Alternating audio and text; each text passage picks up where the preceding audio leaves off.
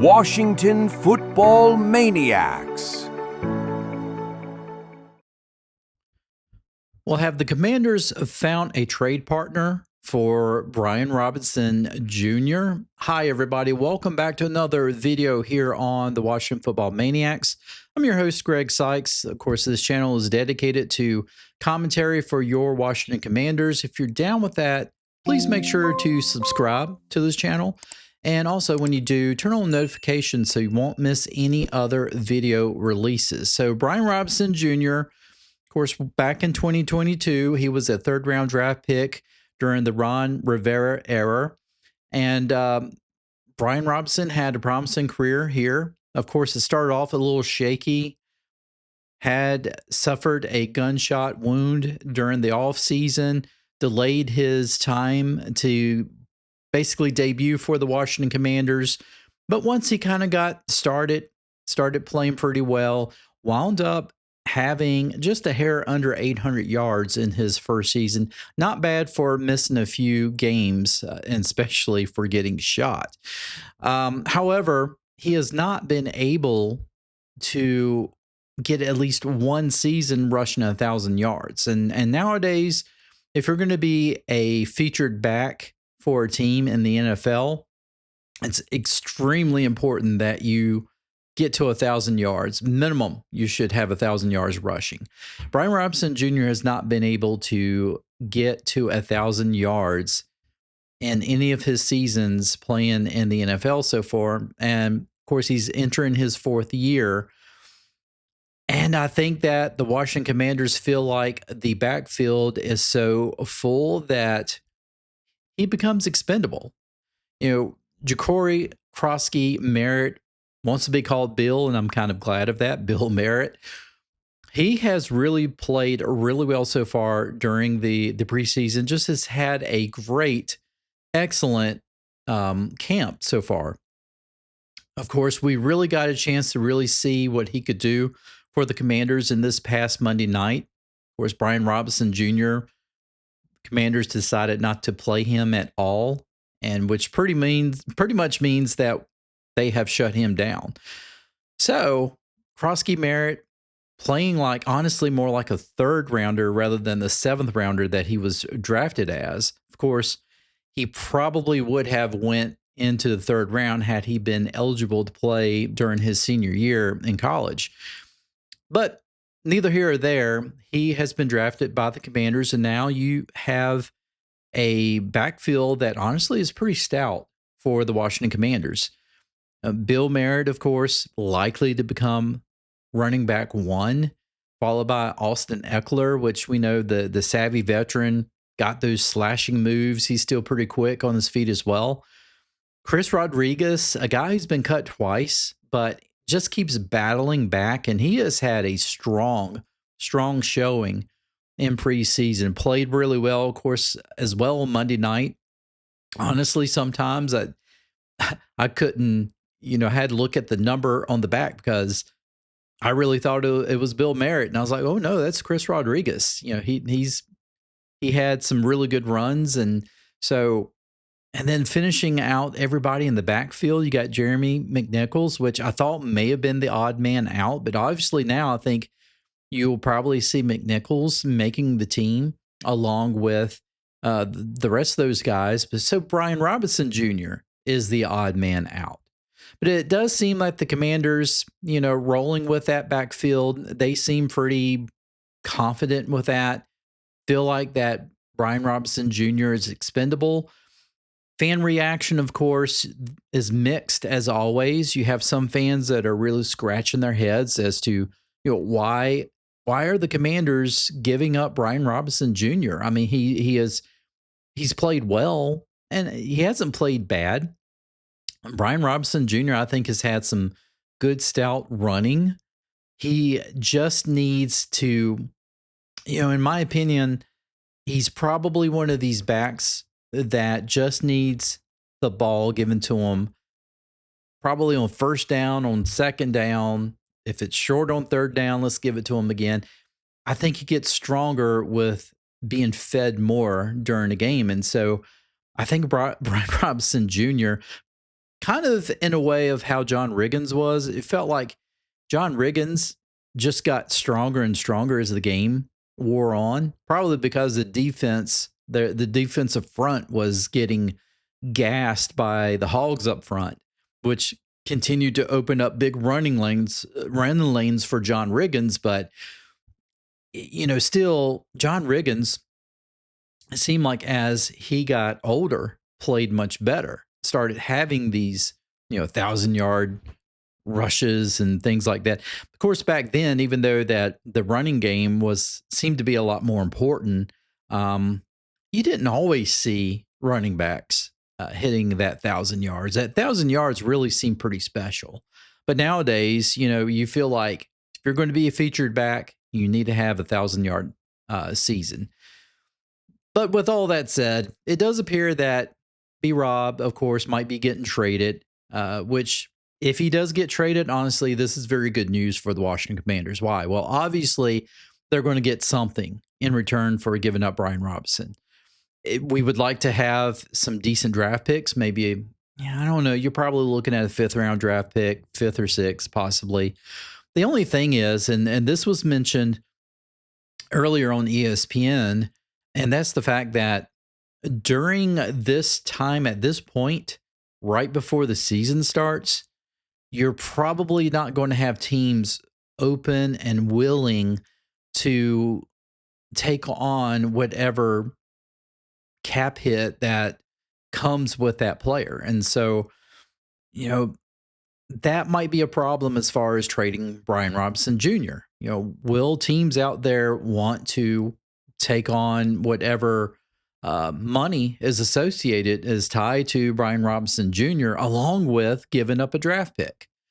It could be one of those things that, you look at it in one sense. If that's the case, a lot of teams will just be patient and will be waiting for Brian Robinson to get cut and then seeing who can pick him up on the waiver wire.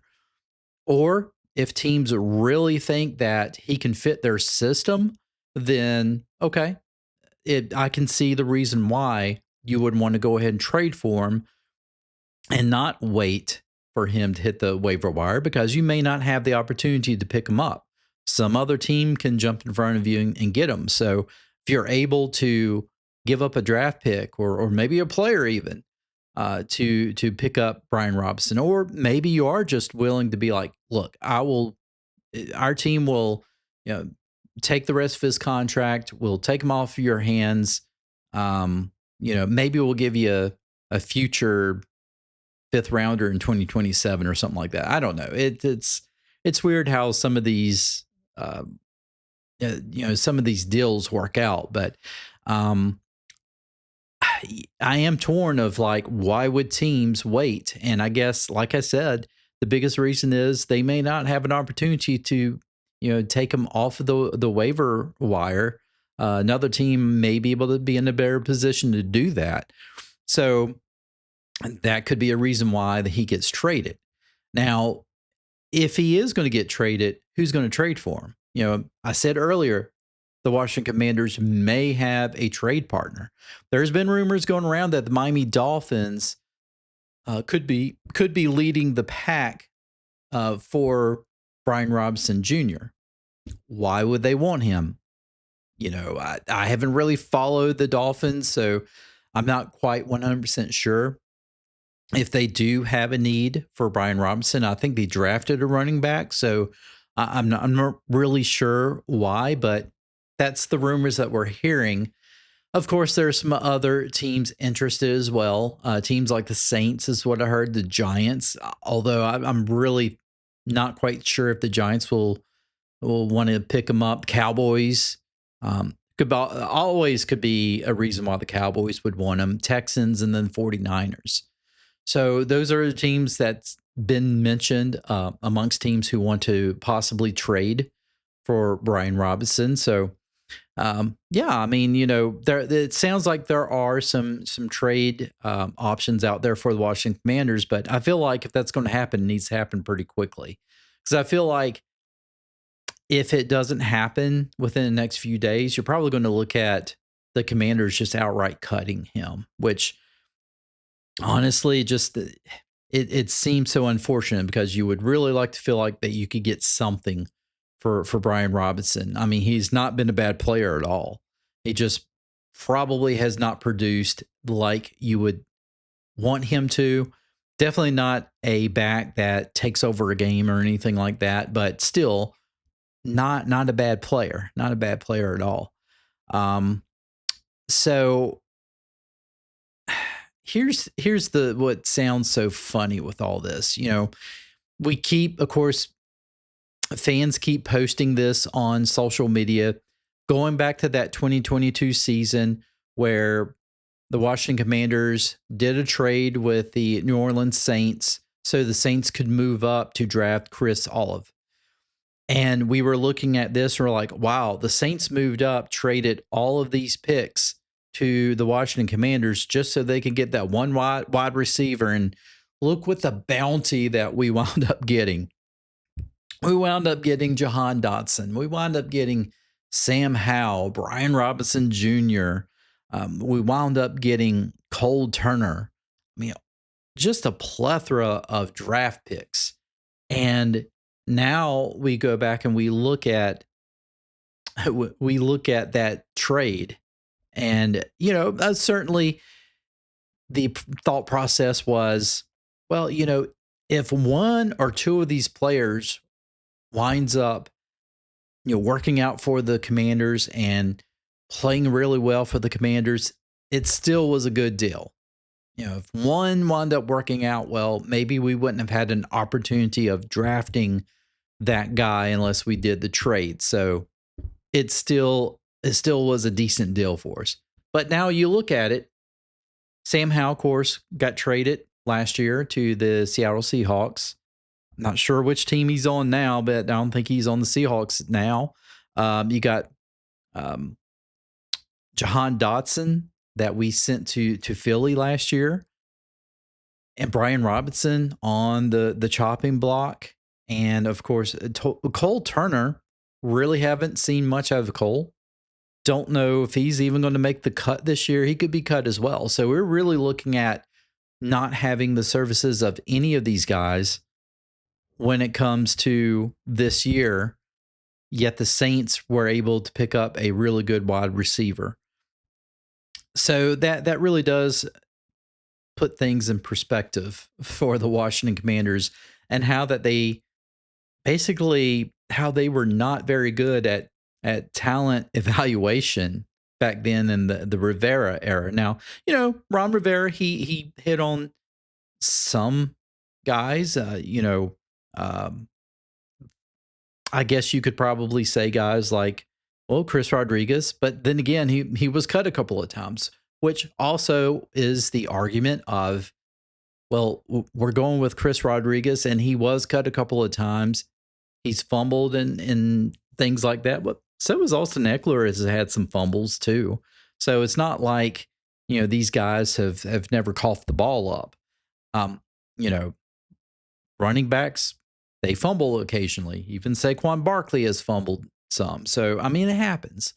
But, you know, overall, the Ron Rivera era just was not very good with talent evaluations, obviously. And now you're looking at a new regime in their second year. Well, actually, I guess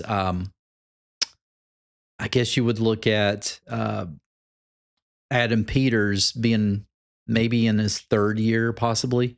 But you're looking at him and it's like all the changes that he has done so far. He has kept a few guys from older regimes, but he's also really making sure that he is being a dog when it comes to,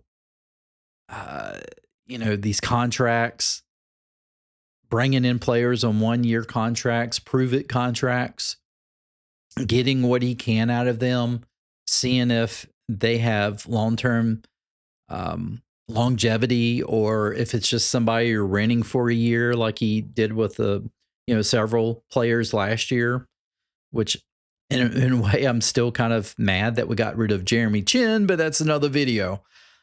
Overall, though, it is just it's crazy how that trade turned out to be a dud for the Washington Commanders. And but that goes to show you a difference it makes when you actually have people who know how to pick talent, know what that talent is worth, and just being able to put it all together, putting the right players together on this team and on the field. And you're seeing that. And so, yeah, we're going to miss Brian Robinson Jr. I'll miss him. I thought if he could just get more touches, then we could really see what he could do. But that's just not really how I think this offense is set up. This offense is set up to really move the ball down the field quickly. Yes, it's also set up for a strong running game, but that's not initially how this offense is built. This is more of a modification of the offense that Cliff Kingsbury was known for putting together.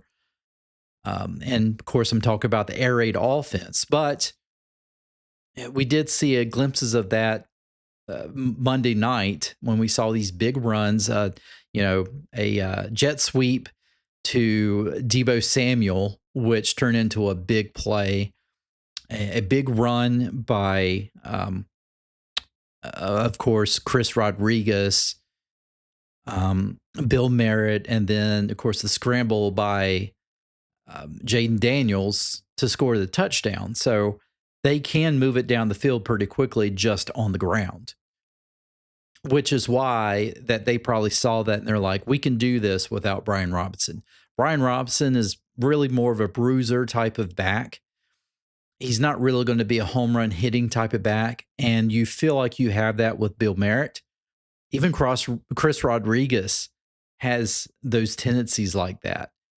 Austin Eckler, I mean, he can really turn on the Jets as well. And so you feel like you've got enough in the backfield that you can make all this work. So, folks, what do you think?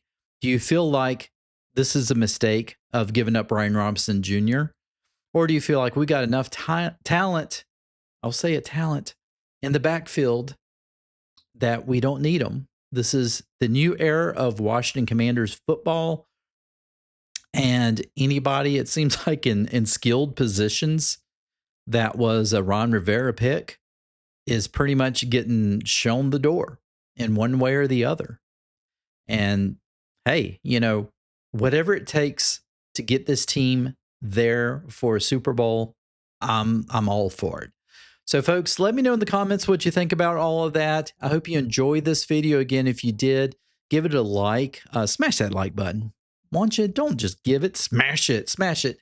Let me know in the comments what you think about this whole trade scenario. I think, honestly, well, we know one of two things is going to happen. He's either going to get traded or he's going to get outright cut. I hope that he gets traded for the sake of the Washington Commanders. But again, consider subscribing to this channel if you haven't already to really support us. And with that said, I will see you in the next one. Take care, everybody.